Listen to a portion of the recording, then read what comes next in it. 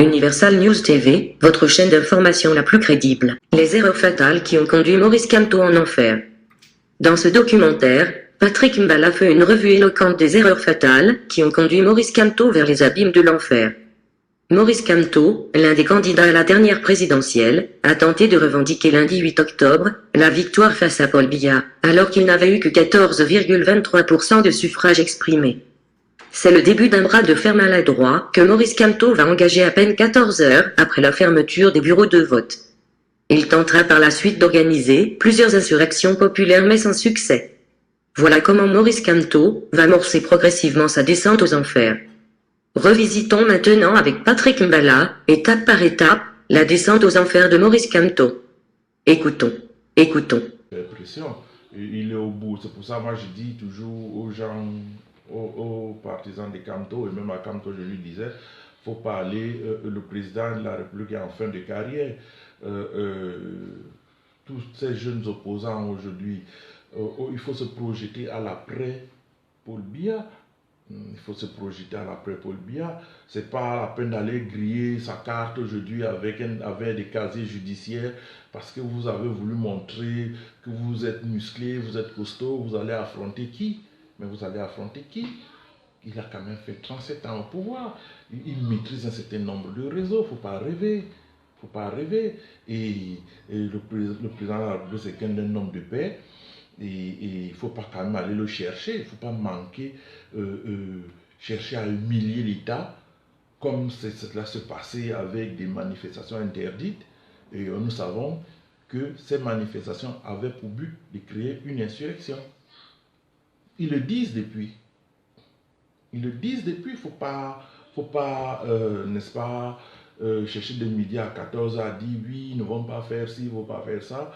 Monsieur, quand vous suivez encore les dernières interviews de 2018 de monsieur Albert Zonga, il a dit nous allons à l'élection juste, n'est-ce pas, pour prétexter, c'est juste un prétexte, mais notre but est de mettre, n'est-ce pas, à travers une coalition, de mettre le peuple à la rue. Voilà. Bon, après, si vous allez affronter plus fort que vous, subissez les conséquences. Ne criez pas à la victime, parce que vous l'avez quand même cherché, vous avez annoncé. Et l'État, lui, il est fort. L'État est fort, l'État a des structures coercitives, n'est-ce pas, pour corriger un certain nombre de personnes. S'il vous plaît, mettez les cœurs, parce que là, il y a des têtes de mort. Nous avons un peu légèrement été interrompus là. Mettez les cœurs, s'il vous plaît, parce que... mettez les cœurs, parce que si ça se coupe là, on va s'arrêter. Hein. C'est pas la peine de venir s'asseoir ici. Si on ne peut pas échanger, c'est un échange entre vous et moi. Je ne viens pas dicter quoi que ce soit. Donc c'est une causerie. Moi, mes directs sont des causeries. Je cause avec vous. Nous causons. Voilà. Mais c'est ça, c'est de ça qu'il s'agit. Si on ne peut pas contrebalancer les cœurs contre les têtes de mort, le direct va s'arrêter. Et puis... moi, je ne suis pas payé pour ce que je fais. Je le fais parce que j'ai une certaine vision, j'ai certaines choses que j'estime pouvoir apporter. Et beaucoup de gens aiment ce que je fais. Je me remercie tout cela d'ailleurs.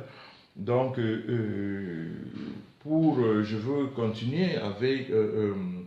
Ayouta Ben, il n'y a plus grand chose à dire, mais je voulais embrayer un peu avec Kamto en disant que sincèrement, cela ne servait à rien à M. Kamto d'aller chercher à affronter un appareil bien structuré comme celui-là. C'est de la pure folie.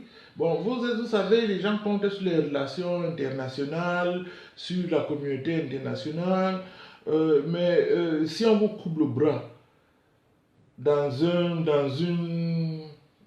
un rapport de force, on vous crève la communauté internationale aura beau aboyer. Nous avons manifesté pour Laurent Gbagbo. Moi j'étais à La Haye, manifesté, nous avons rédigé des articles. Mais quand vous allez à La Haye, vous comprenez le rapport de force, quoi. C'est pas les aboiements, c'est pas les manifestations qui font sortir quelqu'un de prison. Moi j'ai vu Laurent Gbagbo comme ça, à 2 reprises. J'étais à sa prison, j'étais au tribunal, donc je suis allé là-bas 3 fois. Mais ces pressions-là, c'est des pressions Mais les gens qui le tenaient en captivité, eux, ils avaient leur calendrier. C'était de laisser Ouattara exercer le pouvoir tranquillement, sans gêne, quoi. Donc, c'est pas les manifestations, les assauts finaux, ou je sais même pas quoi, le game over, ça complique plutôt la situation de M. Kamto, parce qu'il est clair et net que il a des relations et toutes les actions de la base étaient commanditées par eux, par lui. Et des révélations, je ne veux pas revenir là-dessus, mais il faut vraiment faire attention. Et ces partisans qui ne comprennent rien, c'est des gens qui sont tellement aveuglés, c'est des fanatiques qui ne comprennent rien à la chose politique. Quand on perd une élection, on se projette à savoir la prochaine. Aujourd'hui, moi je ne pense pas que Kamto puisse avoir même 5 députés à l'Assemblée nationale, mais pourtant au mois de novembre, il était possible à Kamto d'avoir 15 députés et de damer le pion au SDF. Mais aujourd'hui, avec tout ce qui se passe, tout ce qui s'est passé, les casses des ambassades, parce que l'ambassade appartient à tous les Camerounais, toute cette dérive tribaliste qui accourt aujourd'hui, le reste des communautés,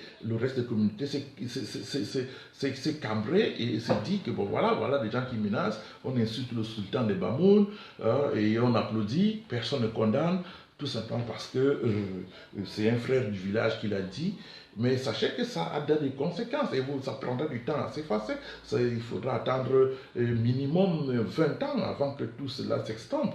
Encore qu'on n'est pas très sûr. Donc, les gens sont dans des choses qui ne maîtrisent pas ou alors qui ne mesurent pas les conséquences.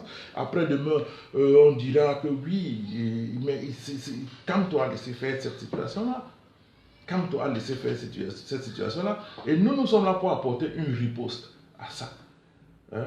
Nous sommes là pour allumer les contre-feux avec les conséquences qui vont avec, parce qu'après on est taxé de tous les noms d'oiseaux, mais c'est pas du tout ça. Moi je suis pour le vivre ensemble, mais on ne peut pas laisser un certain nombre de personnes dériver, menacer les gens, invectiver, insulter à longueur de journée, tout simplement parce qu'ils ont le droit, parce qu'ils estiment avoir ce droit-là. Mais de quel droit les gens se permettent d'insulter les culs des mamans des gens, je sais pas, les sexes des gens, voilà, je sais même pas, je ne vais pas répéter toutes ces injures-là. On te traite de PD, on te traite de ceci, de tout ça, tout simplement parce que tu as osé émettre une critique même réelle à l'encontre de leurs champions. Tout est taxé des tribalistes. Et vraiment, ça n'avance pas les choses et c'est plutôt contre-productif. Et moi, j'avais dit ça au mois de juin de l'année dernière, avant l'élection. J'avais dit que M. Kamto, retenez vos hommes, éduquez-les. Le RDPC, à une époque, le grand RDPC pensé par le président national, son Excellence Paul Biya, on formait les militants. Il y avait le militantisme, il y avait les militants de base, il y avait les comités de base, il y avait jusqu'à la structure supérieure du RDPC, qui est le comité central.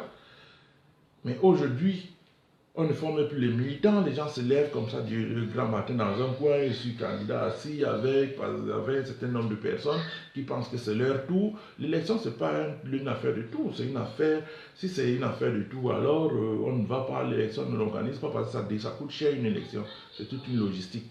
Donc c'est mieux, on dit bon voilà c'est votre tour, non ça c'est maintenant votre tour, ça fait comme ils disent, c'est comme une tontine. Alors, mais si on parle d'élection, si on parle de démocratie, il faut aller à l'élection et puis être élu.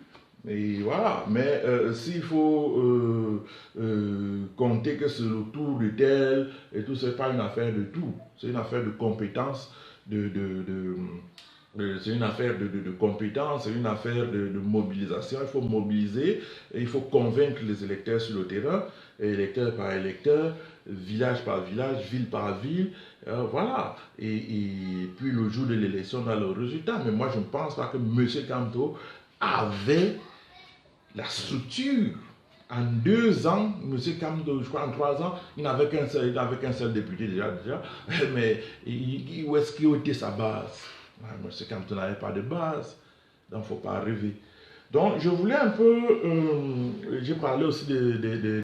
Il est important de rappeler ici que, lors du contentieux post-électoral, Maurice Kamto s'était alors présenté devant le Conseil constitutionnel, sans fournir les procès-verbaux pour justifier sa victoire imaginaire.